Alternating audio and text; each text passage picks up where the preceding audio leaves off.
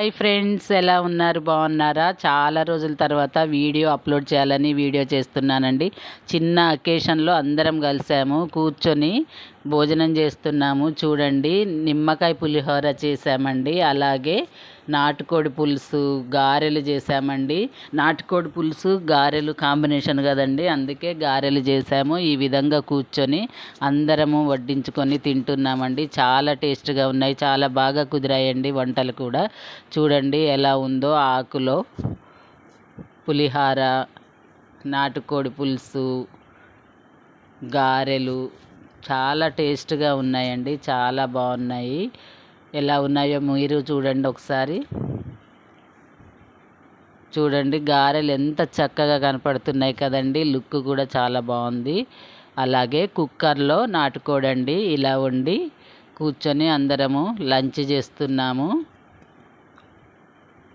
చూడండి, ఈ విధంగా తయారు చేసి అందరం గ్యాదర్ అయి కూర్చొని తింటున్నామండి.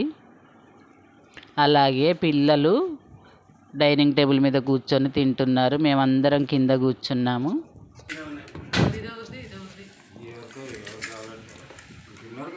అన్నీ చక్కగా ముందు పెట్టుకొని కూర్చున్నాము. పిల్లలు ఈ విధంగా కూర్చొని తింటున్నారు. చూడండి, వాళ్ళని ఫేస్ కనపడొద్దంటండి వాళ్ళది, అందుకే ఇలా వీడియో చేస్తున్నాను.